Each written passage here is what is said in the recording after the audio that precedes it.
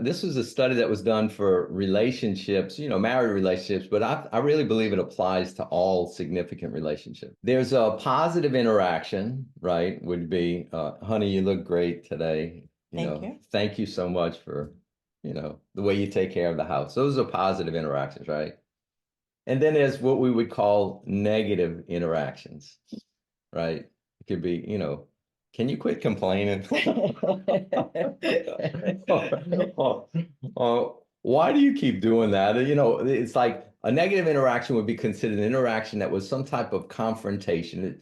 And maybe it had to do with negative, but it was just one that would create tension. It's often one that creates uncomfortableness. And so you have a positive interaction, you have a negative interaction. Now, this particular study in relationships had to do with counting the amount of positive interactions versus negative interactions in a couple or in a relationship. If the positive to negative ratio was 5 to 1 or below 5 to 1, I'm sorry. Like 5 on the 5 positives. It was Okay. below 5 positives and 1 negative. So Okay. say it was 3 positives and 1 negative. Okay. Or 1 positive and 1 negative. Yeah. If it was below that threshold, the relationship was in trouble. Wow. Was in trouble. But the interesting thing is, the point I want to make is that they also said if the ratio is above 11 to 1, if it's above 11 positive and 1 negative, so say it's 15 positive and 1 negative, or 200 positive and 1 negative, the relationship's in trouble. Really? Relationships in trouble? In trouble. It's in trouble. The sweet spot is between that 5 and 1 and 11 to 1. And the reason being, if I'm always a yes person and I'm never not really willing, like the 11 to 1 people are ones that are not willing to get into the uncomfortable zone, right? And so something bothers me, I'm not going to say anything. Something bothers me, I'm not going to say anything. Something bothers me, I'm just going to let it go. Well, I want to slap the heck out of you, but every little while. And so it was interesting. I was kind of surprised by that too. I was like, oh, well, the more positive to negative, the better, kind of thing. But look, if you're in a relationship, you're in a relationship with another human being. Right.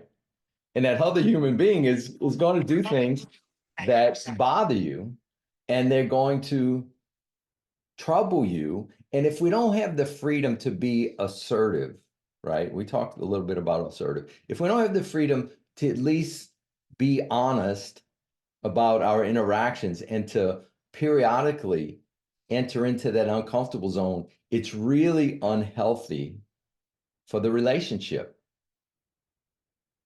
It ties into the whole aspect that we teach people how to treat us. Right.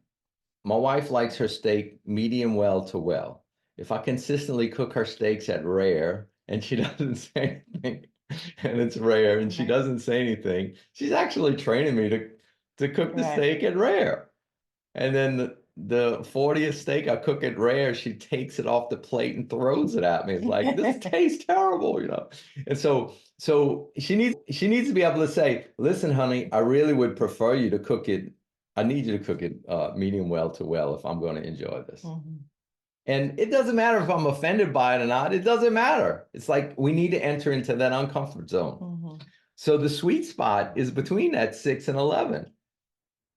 Because overall, we need to have more positive interactions than negative, right? We need to be open and quick to compliment, to express gratitude, to express our love, to be positive.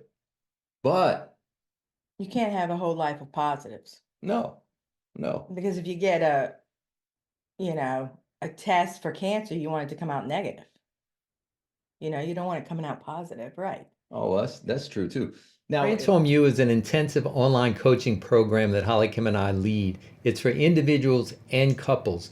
If you're interested in exploring whether it's right for you, click on the link below and book a call, and we'll see if this is a good program for you. Now back to the teaching. Too. Now, it also has to do with our relationship with our children, right? So it's not just couples.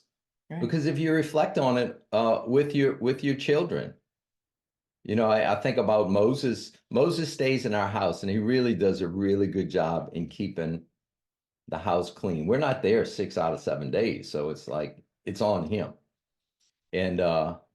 And so he scrambles around before we come. You know, clean this, clean that. What day you coming, Mom? What day? What time y'all getting back? You know. So he's gonna make sure the house is to our liking.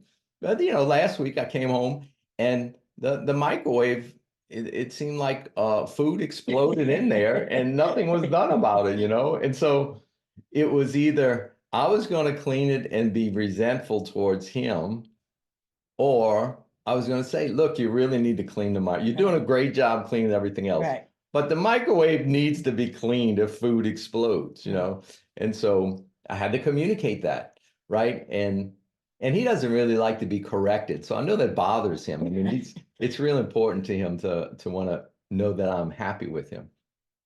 But you know, we just did it. But it had to happen is my point, is that we have to do that in our interactions. And it doesn't just have to do with our married relationship, it has to do with our children. It has to do with our work relationships. It has to do with our relationships with parents, extended family, any significant relationship. We need to stay in that zone between 5 and 1 and 11 to 1. Yeah. You know, one of the things, just thinking about what you're talking about, one of the things that is important is mirroring. I call it mirroring. I don't know what other people call it, but you know, if I have pepper in my teeth, I would like you to be my mirror to tell me I have pepper in my teeth. You know what I'm saying? If my zipper's undone, I want you to be my mirror to tell me my zipper's undone. Like I want you to love me enough to mirror me. Mm-hmm. And in the positive, negative, you know, if you're totally correct, because I can't trust somebody that's always a yes person. Like if I know you can tell me no, I will ask you for a favor. If I know you can say no. If I don't know you're going to say no, I'm not going to ask you, because I need to know that I can trust you. You know, no, Holly Cam, I can't do that. I got this and this. Great. I feel safe with that. Mm-hmm. And so in that, you know, someone's lying if they always agree with you, you know, because we're not going to like the same things, but that negotiation becomes when I can trust you. Mm. Yeah, that's good. And, you know, we always, I mean, everybody wants the same thing. Everybody wants to love and be loved. We all want to be loved and we all want to love. So in that true love, it's mirroring truth. Hey, thank you for watching this teaching from Transform You. I hope it's been beneficial for you. If you're interested in our program, Transform You, our online intensive coaching program, click on the link below, book a call with us, and we can see if this is the right program for you. Also, if you want more information about Holly Kim and I and the program in general, click on this video now, and it'll give you an in-depth understanding of Holly Kim and I and our program. God bless.